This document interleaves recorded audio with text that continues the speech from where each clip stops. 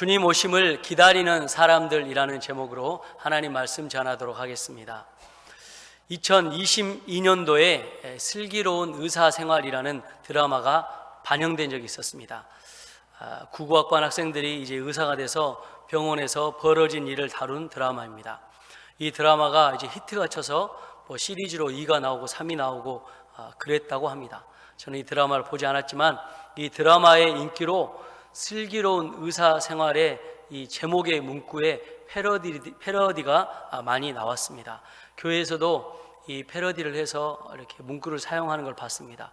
슬기로운 교회생활, 슬기로운 헌금생활, 이런 것 같은 문구를 제가 교회에서 본 적이 있습니다. 자, 오늘 성경에서 말하는 슬기로운 여인과 미련한 여인은 어떤 사람을 말할까요?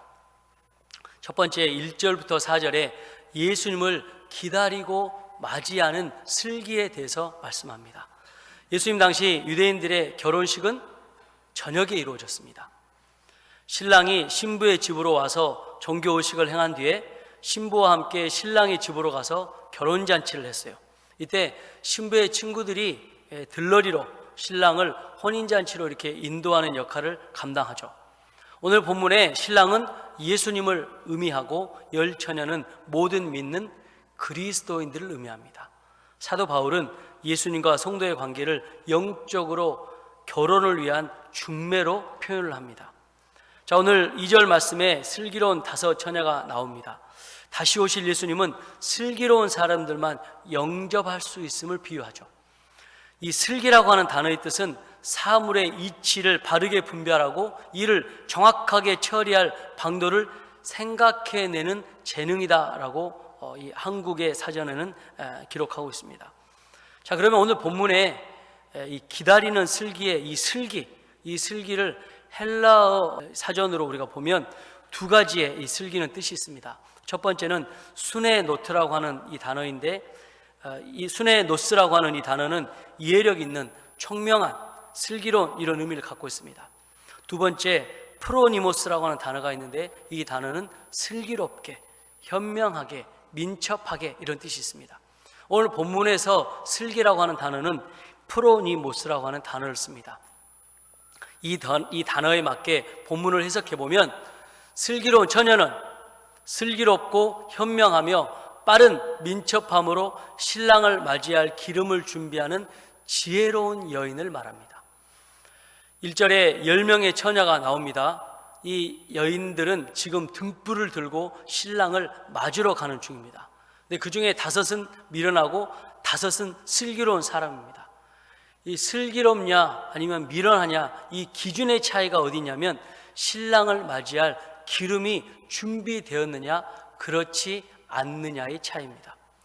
주님이 다시 오실 때가 되었음을 예상하고 주님의 재림을 기다리고 맞이하는 것이 천국 백성이 지녀야 할 슬기라고 하는 것이죠. 우리가 이 땅에 살면서 주님의 재림을 부인하는 사람들을 많이 보게 됩니다. 예수님이 언제 우리에게 다시 오실지 모르는데 우리는 그 생각을 망각하고 우리의 마음대로 살아갈 때가 있습니다. 심지어 재림을 부인하는 사람들도 있었습니다. 예수님 당시에도 재림을 믿지 않는 사람들이 있었습니다. 또 부활을 믿지 않는 사람들이 있었습니다. 이 계층이 누구냐면 바로 사두개파입니다. 사두개인들은 어떤 일을 감당했냐면 대제사장과 제사장의 역할을 감당했어요. 하나님의 말씀을 선포하고 하나님의 예배를 집례하는 사람들이 예수님의 부활을 믿지 않습니다. 그리고 영도 믿지 않습니다. 부활을 믿지 않으니까 재림도 믿지 않겠죠. 그러면서 예수님의 재림, 예수님의 부활, 예수님 존재 자체를 믿지 않았습니다. 요즘 세상에도 재림을 믿지 않고 마음대로 신앙생활을 하는 사람들이 있습니다. 성경은 이들에 대해서 어리석고 미련하다라고 이야기합니다. 주님이 오실 때가 가까워지고 있음을 모르고 어리석고 주님을 맞이할 생각을 하지 않으니 미련하다라고 표현합니다. 하나님께서 그리스도인들에게 재림을 준비할 슬기를 주신 줄 믿습니다.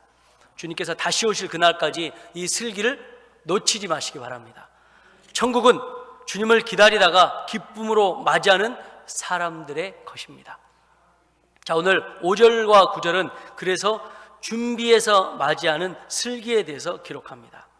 여기에 5명의 슬기로운 처녀와 5명의 미련한 처녀들이 나옵니다. 이 미련한 5 처녀들은 막연하게 기름도 없이 기다렸습니다. 신랑을 기다렸습니다. 이것은 슬기가 아니라 미련함이라 표현합니다. 이 미련함에 해당되는 헬라어는 모로스라고 하는 단어를 씁니다. 이 뜻은 영어로 말하면 foolish입니다. foolish, 바보라고 하는 의미가 담겨 있죠. 그래서 이 모로스에 해당되는 이 미련한 여인의 이 의미는 귀가 있어도 듣지 못하고 하나님의 말씀을 가볍게 여기고 주님의 말씀을 거역한 사람들을 바로 미련하다, 모로스라고 하는 단어를 씁니다. 분명히 예식을 위해서 기름을 준비하라고 하는 주인의 말을 들었을 텐데 주인의 말을 가볍게 여기고 준비하지 않는 여인들이 여기에 해당이 됩니다. 신랑을 기다리되 기름을 준비함으로 기다리는 것이 천국 백성이 지녀야 될 진정한 슬기입니다. 여기에 여인들이 준비할 기름은 올리브유입니다. 올리브유. 자, 그런데 이 올리브유가 오늘 성경에는 다양한 방법으로 이 기름으로 해석이 되는데 특별히 이 기름을 많은 신학자들의 전통적인 해석에 따르면 성령을 상징한다고 볼 수 있습니다. 그래서 10처녀의 비유는 진정한 성도와 형식적인 성도, 성령을 받은 성도와 받지 못한 성도, 그리고 그리스도의 재림을 예비한 자와 예비하지 못한 자의 차이에 대해서 이야기합니다. 지혜로운 5 처녀는 기름을 준비를 잘해서 신랑이 왔을 때 혼인잔치에 참여해서 기쁨을 누릴 수 있습니다. 자, 그렇다면 슬기로운 5 처녀와 같은 성도의 삶은 어떤 삶일까? 말씀대로 순종하는 삶이 슬기로운 5 처녀의 삶입니다. 말씀을 듣는 것으로 끝나지 않고 말씀을 순종하고 또 가치 있게 따라가는 것이 생명력입니다. 지혜로운 5 처녀는 말씀이 자신들에게 무엇을 요구하는지 분명히 알고 그대로 실천했던 사람들입니다. 우리가 구약성경에도 보면 말씀을 실천했던 사람들이 나옵니다. 특별히 출애굽을 앞두고 이제 유월절에 대한 하나님의 심판이 이집트 사람들에게 임했습니다. 그때 어린 양을 잡아서 좌우 임방과 문설주에 우슬초로 발라서 어린 양의 피를 바르면 심판의 재앙이 넘어간다라고 이야기합니다. 장자의 죽음을 피할 수 있다라고 이야기했어요. 이 이야기를 이집트 사람들뿐만 아니라 이스라엘 백성도 다 들었습니다. 그리고 이집트의 포로로 끌려왔던 사람들도 이 이야기를 들었습니다. 모든 사람의 장자가 죽지 않도록 모든 사람들에게 똑같이 이 재앙의 말씀이 선포가 됐어요. 그러면 어떻게 하면 내 큰아들, 우리 집안의 초태생들이 살 수 있습니까?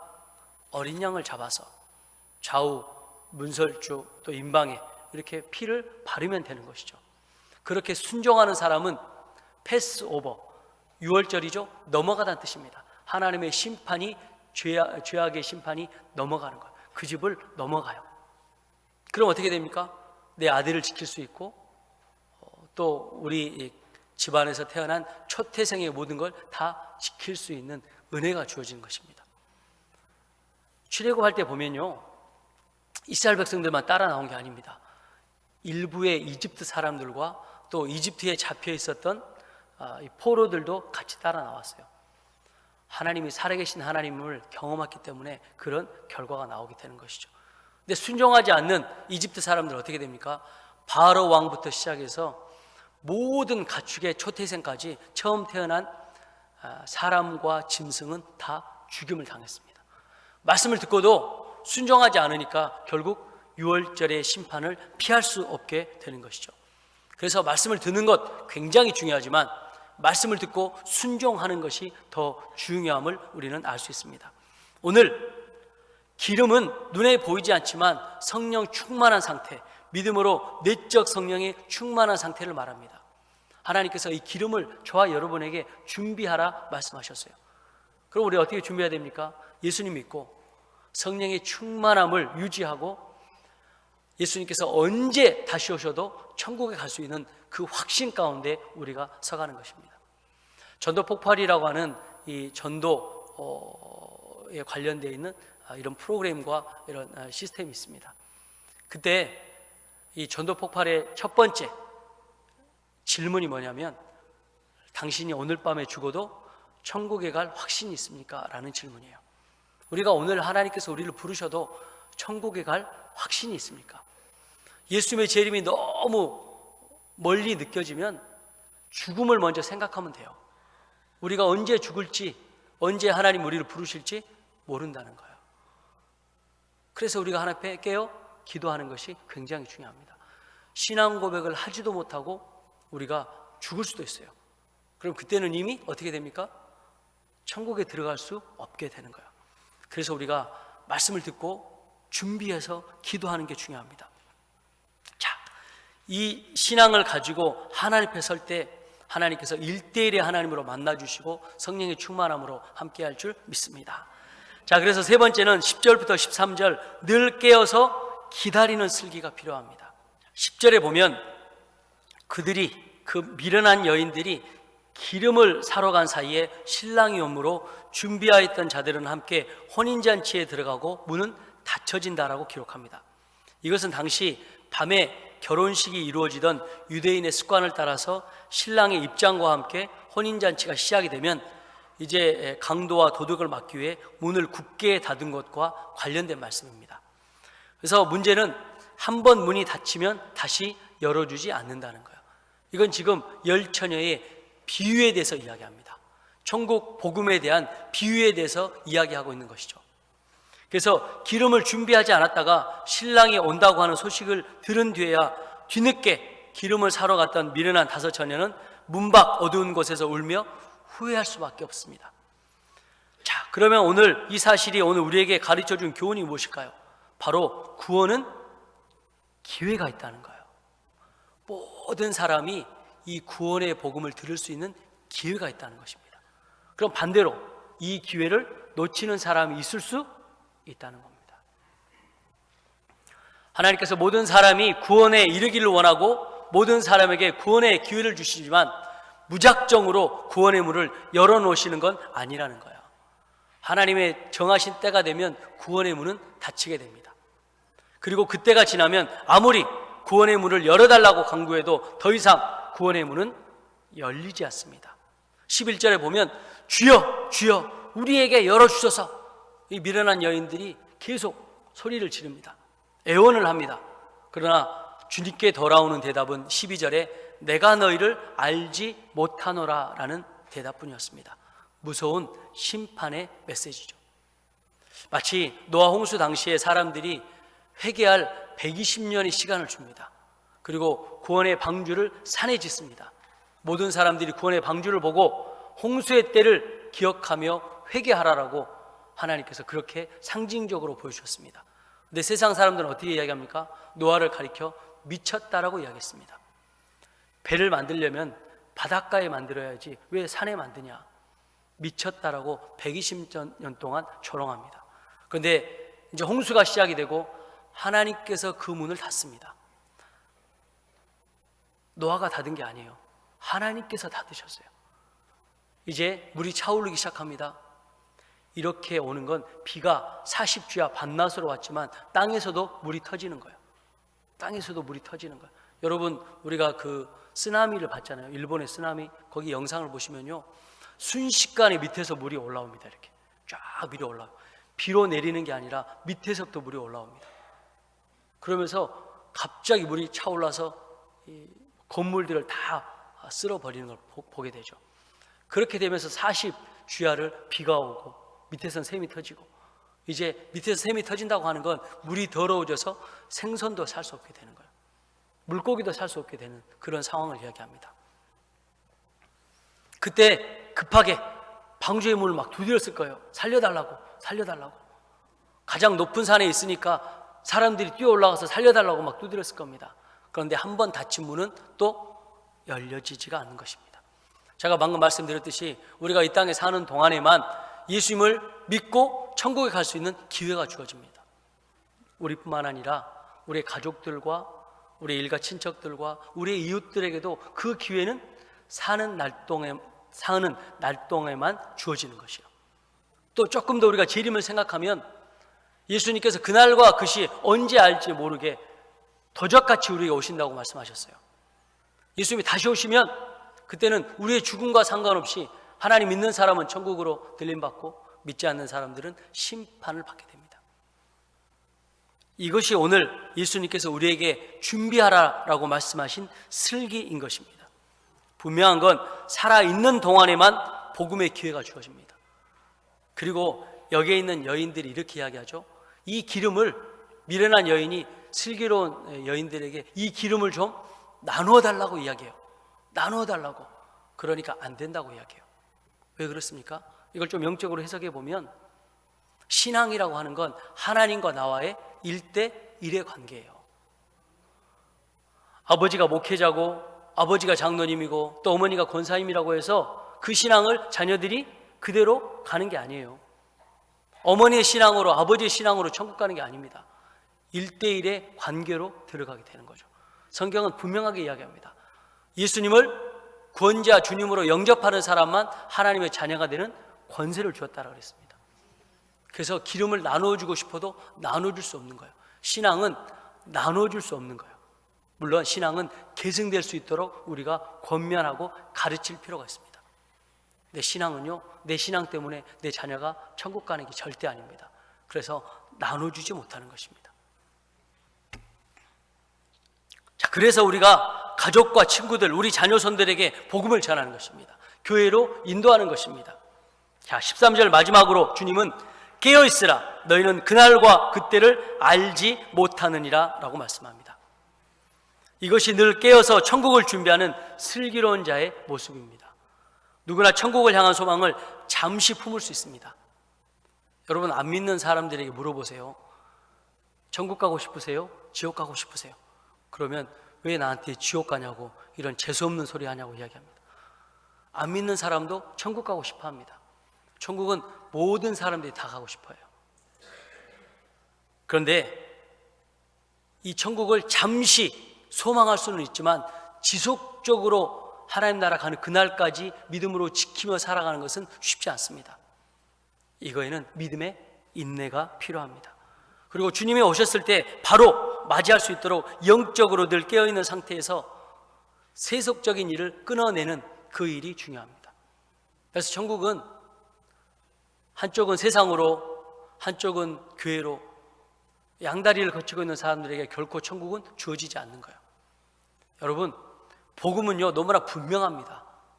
복음은요 너무나 선명하게 우리에게 말씀하고 있습니다. 예수 믿으면 천국, 믿지 않으면 지옥. 그래서 옛날 분들이 이 전도 문구가 너무 기가 막힌 거예요. 예수 천당, 불신 지옥인 거예요. 분명합니다. 성경은 다른 이야기 하고 있지 않습니다. 우리가 성경을 아무리 봐도 성경은 예수 천당, 불신 지옥입니다. 그럼 예수님이 다시 오실 때 우리는 어디에 갈 수 있죠? 하나님 나라에 들림받을 수 있는 은혜가 주어지는 것입니다. 주님이 다시 오실 때가 가까워졌음을 기억하고 주님을 사모하며 지금 이 자리에서 천국 백성으로 살아가시길 결단하시길 주님의 이름으로 축복합니다.